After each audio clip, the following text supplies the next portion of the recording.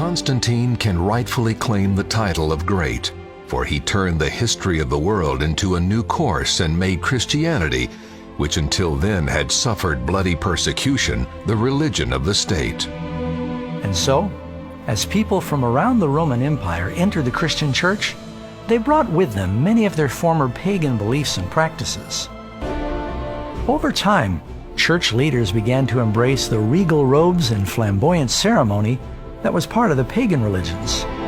And in place of the simple commands of God, they began to teach superstitions and man-made traditions.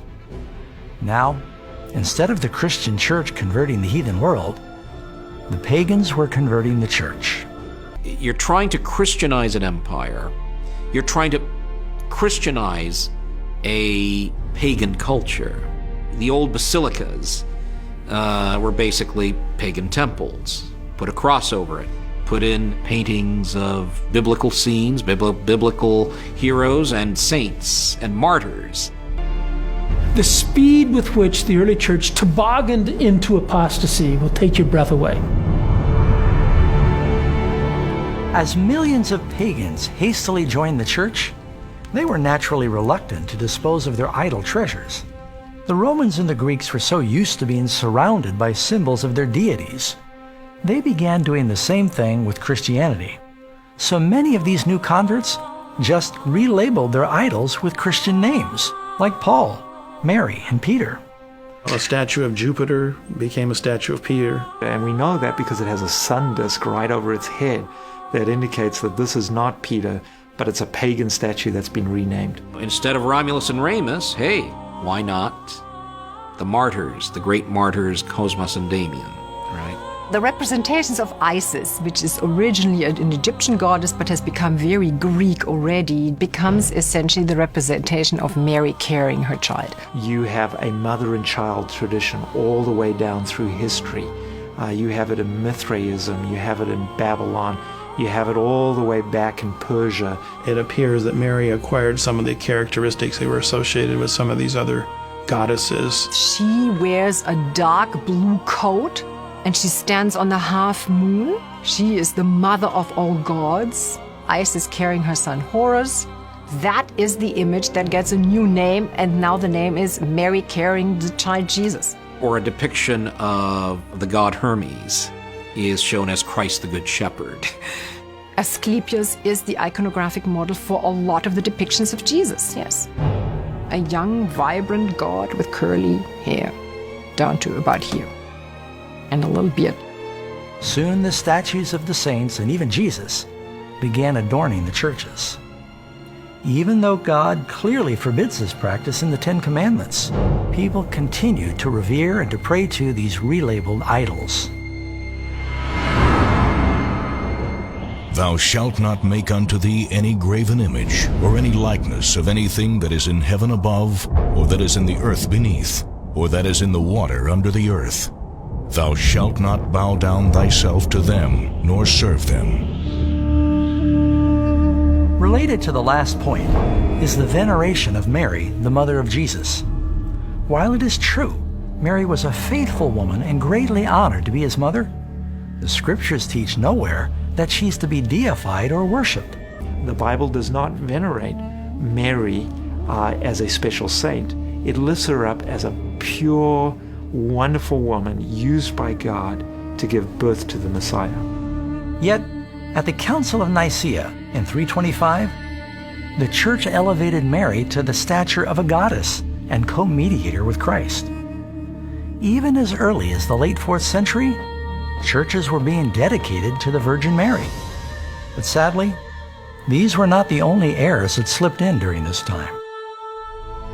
The baptism ceremony was also performed in a lake or a river where a person could be fully submerged, signifying they were fully washed from their sins. The practice of baptism was gradually altered by the church. Hundreds of years after Christ, sprinkling and pouring was introduced as a more convenient mode of baptism. This actually undermined the powerful symbolism of the service, and it contradicts the example of Jesus, who was baptized by immersion. Another Christian truth that was altered by pagan influence was the Lord's Supper. Jesus instituted the communion service, also known by some as the Eucharist, to be a beautiful yet simple ceremony where his followers would drink unfermented wine and eat unleavened bread. These symbols of Jesus' sinless body and blood are designed to help believers remember the sacrifice and the teachings of Christ. But again, under the influence of heathen rituals, the Holy Communion service was gradually changed by church leaders into a mystical ceremony. In this new ritual, fermented wine was used, and the priest, allegedly, had the power to transform the bread and the wine into the actual body and blood of Christ. Even to the point where later on they say, we are creating God by speaking the words of mystagogy. By 1415 AD, at the Council of Constance, church leaders further decreed that only the priests could drink the wine and the laity would only receive the bread. Yet the Bible clearly says that when Jesus established the communion service, they all drank from it. About 300 years after Christ, the church began to deviate from another of the 10 Commandments, specifically the 4th commandment that requires believers to remember the 7th day as the Sabbath. Remember the Sabbath day, to keep it holy. 6 days you shall labor and do all your work, but the 7th day is the Sabbath of the Lord your God. Church leaders began to devalue the 7th-day Sabbath of the 10 Commandments in preference for the more popular Roman Sunday. Some Christians mistakenly thought that you should fast on the Sabbath, but you could feast on Sunday. That's what the pagans did. They feasted on Sunday, fasted on Saturday. Not a Jewish concept. The Jews fasted Friday and feasted Sabbath. And Christ is resurrected on a Sunday, and there's a very natural tendency, therefore, to mark that and celebrate that. There's a third reason, and that is the influence of sun worship that creeps into the church. And when sun worship begins to creep into the church, Constantine can make use of that to lead to the exaltation of Sunday, the day of the sun, as being the day that people should worship on. This gradual departure from God's law over the centuries has become so widely accepted that most are shocked to learn that Sunday keeping has no foundation in the Bible. In AD 313, Constantine published the Edict of Milan, establishing Sunday as a day of rest. The emperor's Sunday law had nothing to do with Christianity. It was actually to honor the main Greco-Roman sun god called Helios, or Apollo. The Emperor Constantine became a convert to Christianity, and also because he remained partial to the sun god, the Emperor Constantine moved the day of worship from Saturday, the Sabbath, as had been traditional in Judaism, obviously, to Sunday, the day of the sun god. And ever since, Christian folks, at least for the most part, overwhelmingly, have held their day of worship on Sunday rather than Saturday. Centuries earlier, the prophet Daniel had foretold a religious power would arise that would think to change times and laws. Within the 10 Commandments, there's only one law that is also a time: the Sabbath. The doctrine of hellfire was also distorted by pagan mythology. In the book of Revelation, the Bible teaches that following the Great Judgment Day, the lost will be cast into a lake of fire. At that time, each person is punished according to what they deserve, and then they're totally consumed and eternally perish. And do not fear those who kill the body, but cannot kill the soul, but rather fear him who is able to destroy both soul and body in hell. For the living know that they will die, but the dead know nothing. The priests began to teach that hell was a place of eternal torment, ruled by the devil, and it began at the moment of death. The fallen church was able to use this frightful concept of never-ending torture to terrorize and manipulate both the king and the commoner.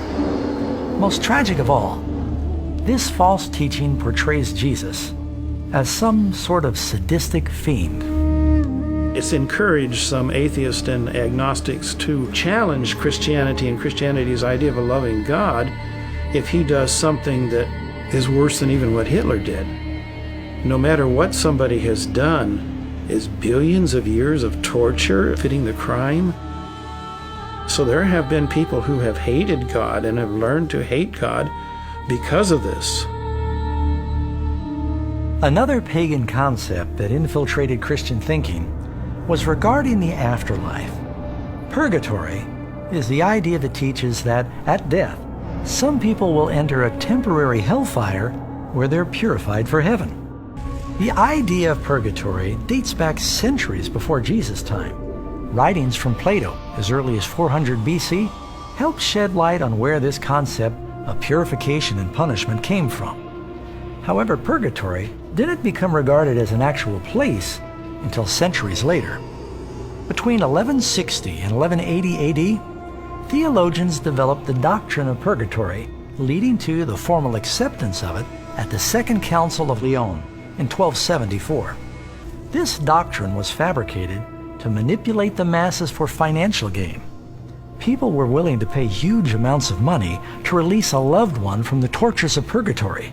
Of course, believers could never really be sure when someone left purgatory, so the money kept flowing into the pockets of corrupt priests. The head of the church would have people going out to raise money and encourage people to give their money to the church, buy people out of purgatory, so they could fund these elaborate buildings.